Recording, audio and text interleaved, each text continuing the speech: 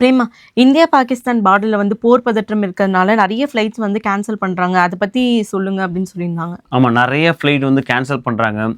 நெறைய ஃப்ளைட் வந்து டிராவல் டைமே வந்து அதிகமாக போகுது. நெறைய ஏர்போர்ட் வந்து ஷட் டவுன் பண்றாங்க இந்தியாவிலேருந்துன்னு நியூஸ் வருது. ஸோ இது வந்து வெளிநாட்டிலேருந்து போகிறவங்களுக்கு ஒரு கவலை அளிக்கக்கூடிய ஒரு விஷயமா தான் போயிட்டுருக்கு. ஸோ இந்த வீடியோ என்னென்ன பார்க்க போறோம்னா, எந்தெந்த ஃப்ளைட்லாம் வந்து மேஜர் இம்பாக்ட் இருக்க போது, அதை கேன்சலேஷன் எதிர்பார்க்கலாம். எந்தெந்த ஃப்ளைட்ல வந்து நம்ம லாங் டிராவல் டைம் இருக்க போது, ஸோ அதுக்கு தகுந்த மாதிரி நம்மளோட ஐட்னரி வந்து கரெக்ட் பண்ணிக்கலாம் அப்படின்னு பார்க்க போகிறோம். எந்த ஃப்ளைட் ரொம்ப ஸ்மூத்தாக இருக்க போது, இதை வந்து புக் பண்ணால் எந்த பிரச்சனையும் இருக்காது அப்படிங்கிற மாதிரி பார்க்க போகிறோம்.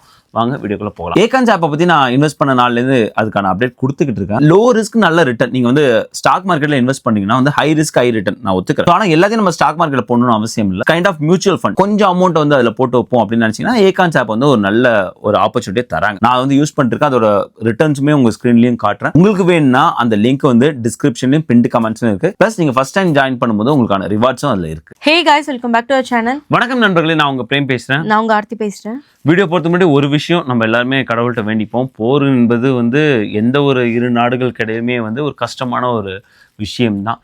பகல்காமில் நடந்த தீவிரவாத தாக்குதல், அதற்கு பதிலடி கொடுக்கும் விதமாக இந்தியா வந்து செயல்பட்டு இருக்காங்க. தீவிரவாத முகாம்களை வந்து ஏவுகணை கொண்டு தாக்கி அழிச்சிருக்காங்க. ஸோ பாகிஸ்தான் பதிலடி இப்படி போய்கிட்டே இருக்கு. பட் எல்லாரும் கடவுளை சேர்ந்து வேண்டிப்போம், இதுக்கு வந்து ஒரு முடிவு வந்து வரணும். எந்த பக்கம் ஒரு அப்பாவி மக்களோட இல்லை ராணுவத்தினரோட உயிர் போனாலும் அது வந்து கவலை அளிக்கக்கூடிய ஒரு விஷயம் தான். இறைவனை எல்லாரும் வேண்டிப்போம், இது வந்து சுமூகமாக முடியணும்னு. பிரேமா, இப்போ இந்தியாலேருந்து கிளம்புற ஃப்ளைட் மட்டும்தானே, இல்லை எல்லா கண்ட்ரீஸ்லேருந்தும் இந்தியாவுக்கு போகிற ஃப்ளைட்ஸ்லாம் வந்து டிலே ஆகுதா, இல்லை கேன்சல் ஆகுதா? ஆமாம், முதல்ல நல்லா தெரிஞ்சுக்கணும் என்ன வந்து சீக்வன்ஸ் ஆஃப் விஷயம் நடந்துச்சு. நமக்கு தெரியும் பகல்காமில் நடந்த தீவிரவாத தாக்குதல், அதை தொடர்ந்து வந்து இந்தியா வந்து சிந்து நதியிலேருந்து போகிற தண்ணியை வந்து ஸ்டாப் பண்ணாங்க.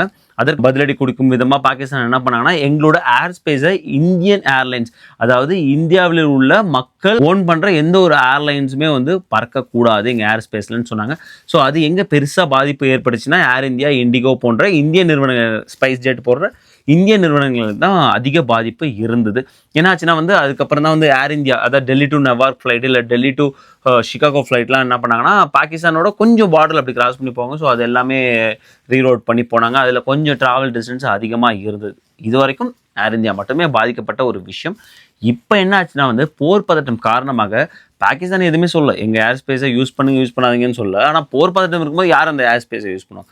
ஸோ எல்லாருமே, அதாவது அமெரிக்கா வர ஃப்ளைட் மட்டும் கிடையாதுங்க, மிடில் ஈஸ்ட் போகிற ஃப்ளைட் இதெல்லாம் வந்து பாகிஸ்தான் வழியாக போகுதோ, முக்கியமாக வந்து ஐரோப்பா, நிறையா வந்து ஐரோப்பா வந்து அதை கிராஸ் பண்ணி போவாங்க. அது எல்லாமே பாதிப்பு உள்ளாக தான் போகுது. இப்போ எந்தெந்த ஏர்லைன்ஸ் வந்து அடிக்கடி கேன்சல் ஆகுது, அதை பற்றிலாம் ஏதாவது தெரியுமா? ஆக்சுவலாக வந்து எது கேன்சல் ஆகுதுன்னு தெரியல. ஆனால் நிறைய ஏர்லைன்ஸ் என்ன சொல்லியிருக்காங்கன்னா, நாங்கள் வந்து இனி பாகிஸ்தான் ஏர் ஸ்பேஸை யூஸ் பண்ண மாட்டோம், அதாவது இந்த போர் பதட்டம் தண்ணீர் வரைக்கும் யூஸ் பண்ண மாட்டோம் அப்படின்னு சொல்லியிருக்காங்க. டச் ஏர்லைன்ஸ் கேலம் சொல்லியிருக்காங்க, மலேசியன் ஏர்லைன்ஸ் சொல்லியிருக்காங்க, இன்னும் நிறைய ஏர்லைன்ஸ் பார்த்தா கொரியன் ஏர்லைன்ஸ் ஒன்று சொல்லியிருக்காங்க, அந்த ஸ்பேஸ்லாம் நம்ம யூஸ் பண்ண மாட்டோம். ஈவன் யுனைடெட் வந்து இன்றைக்கி வந்து ஃப்ரீ கேன்சலேஷன் நீங்கள் பண்ணிக்கலாம் அப்படின்னு May 7 to 17 நினைக்கிறேன், எனக்கு சரியாக தெரில, அந்த ஒரு விண்டோ கொடுத்துருக்காங்க. அதுக்கு நிறைய காரணம் இருக்குது. இது மட்டும் காரணம் இல்லை, இதை தாண்டி நிறைய வந்து யுனைடெட் ஏர்லைன்ஸில் ஸ்டாஃப் அவுட்டேஜுங்கிறாங்க, ஏர் கண்ட்ரோல் டிராஃபிக்ங்கிறாங்க, இந்த மாதிரி நிறைய விஷயங்களுக்காக அவங்க கொடுக்குறாங்க. பட் நிறைய ஏர்லைன்ஸ் என்ன பண்ணுறாங்கன்னா, அந்த ஸ்பேஸை தவிர்த்துட்டு ரீரோட் பண்ணி தான் போகிறாங்க. பிரேமா, அப்போது இந்தியாவிலேருந்து ஒரு அமெரிக்கன் ஏர்லைன்ஸ் வருது இல்லை, அது என்ன ஆகும்? ஆமாம், டெல்லி டு நெவார்க் வராங்கன்னு நினைக்கிறேன் அந்த அமெரிக்கன் ஏர்லைன்ஸ். ஐ திங்க் வந்து அவங்களும் வந்து கொஞ்சம் பார்டர் கிராஸ் பண்ணாங்க. ஸோ இப்போ ரீரோட் கண்டிப்பாக வந்து அந்த ஏர் ஸ்பேஸ் எடுக்க மாட்டாங்க. ஸோ அமெரிக்கன் ஏர்லைன்ஸ் நீங்கள் சப்போஸ் புக் பண்ணியிருந்தீங்கன்னா தயவு செஞ்சு நீங்கள் வந்து ஃபாலோ பண்ணிங்க. சப்போஸ் உங்களுக்கு வந்து ஐட்னரியில் வந்து நீங்கள் டிரான்சிட் எடுக்கிறீங்க, ரைட்? ஸோ அப்போ வந்து நீங்கள் எப்படி டைம் ஒர்க் அவுட் ஆகும்? நிறைய பேர் வருவாங்க இல்லையா, அங்கே நெவார்க்லேருந்து டெல்லி வருவாங்க, டெல்லியிலேருந்து சென்னை வருவாங்க. ஸோ டெல்லி டு சென்னை ஃப்ளைட்டுக்கான அந்த இடையில ஒரு டிரான்சிட் டைம் இருக்கும். ஸோ அந்த அமெரிக்கன் ஏர்லைன்ஸ் ஃப்ளைட் சப்போஸ் ரீரோட் போயிட்டாங்கன்னா வந்து அந்த ஒரு டிரான்சிட் டைம் குறையும். இதெல்லாம் வந்து நீங்கள் கால்குலேட் பண்ணிங்க. கண்டிப்பாக ஒரு இம்பாக்ட் இருக்குன்னு தான் தெரியுது. அதாவது வந்து ஒரு 2 to 3 days, ஏன்னா இப்போ கொஞ்சம் உச்சத்தில் இருக்குது. சப்போஸ் நீங்கள் வந்து ஒரு 1 வீக்குள்ள ட்ராவல் பண்ணிங்கன்னா இதெல்லாம் பிளான் பண்ணிங்கன்னா கொஞ்சம் ஈஸியாக இருக்கும் உங்களுக்கு. பிரேமா, இப்போ நிறைய பேர் வந்து மிடில் ஈஸ்ட்லேருந்து டிரான்சிட் எடுப்பாங்கல்ல, அதெல்லாம் என்ன ஆகும்? எந்த ஒரு ஐட்னர் ரொம்ப ஸ்மூத்தாக இருக்கும் அப்படின்னு பார்க்கும்போது ஆப்வியஸாக நீங்கள் மிடில் ஈஸ்ட் போயிட்டு மிடில் ஈஸ்ட்லேருந்து சென்னை போகிற ஐட்னர் ரொம்ப ஸ்மூத்தாக இருக்க போது. ஒரு எடுத்துக்காட்டு சொல்கிறேன். இங்கேருந்து நீங்கள் வந்து அட்லாண்டாலேருந்து ஏதோ ஒரு மிடில் ஈஸ்ட் போகிறீங்க, மிடில் ஈஸ்ட்லேருந்து நேராக வந்து சென்னை போகிறீங்கன்னு வச்சுக்கலாம். அந்த மிடில் ஈஸ்ட் டு சென்னை போகும்போது நீங்கள் அந்த ரவுட் பார்த்தீங்கன்னா அதுக்கும் பாகிஸ்தான் பார்டருக்கும் சம்மந்தமே இருக்காது. ஏன்னா வந்து ஃபுல்லாகவே அரேபியன் சி வழியாக தான் நம்ம வந்து ட்ராவல் பண்ணுவோம் மேக்ஸிமம். ஸோ அதனால் அதுக்கு எந்த பிரச்சனையுமே அங்கே கிடையாது.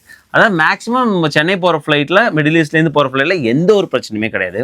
அதே மிடில் ஈஸ்ட்லேருந்து டெல்லி போச்சுன்னா ஆஃபீஸாக வந்து அவங்க கிராஸ் பண்ணுவாங்க. ஸோ அங்கே கொஞ்சம் சேஞ்சஸ் வந்து எதிர்பார்க்கலாம், கொஞ்சம் டிலே கூட எதிர்பார்க்கலாம். பிரேமா, இப்போ யூகேலேருந்துலாம் வந்து சென்னைக்கு பிரிட்டிஷ் ஏர்வேஸ் போவாங்கல்ல, அதெல்லாம் வந்து கேன்சல் ஆகுமா இல்லை டிலேஸ் இருக்குமா? கேன்சல் ஆகாது, டிலேஸ் இருக்கும். ஏன்னா வந்து நீ பிரிட்டிஷ் ஏர்வேஸ் பார்க்கும்போது எக்ஸாக்டாக வந்து லண்டன் டு சென்னை அந்த ஃப்ளைட் ரவுட் பார்க்கும்போது அவங்க பாகிஸ்தான் பார்டர் கிராஸ் பண்ணி தான் வருவாங்க.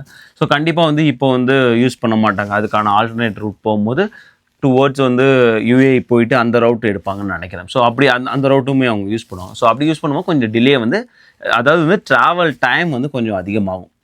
கண்டிப்பாக வந்து சென்னை தான் நமக்கு டெஸ்டினேஷன் அப்படிங்கும்போது ஒன்றும் பிரச்சனை இருக்காது. இப்போ வந்து அமெரிக்கா டு லண்டன் வராங்க, லண்டன் டு சென்னை வராங்கன்னா அந்த பிரச்சனை இருக்காது. ஏன்னா அது ஃபைனல் டெஸ்டினேஷன் தான் இருக்குது. பட் தெரிஞ்சிக்க வேண்டியது கொஞ்சம் ட்ராவல் டைம் அதிகமாகும். அதுக்கு தகுந்த மாதிரி நம்ம வந்து ப்ரிப்பேர் பண்ணிக்கணும்.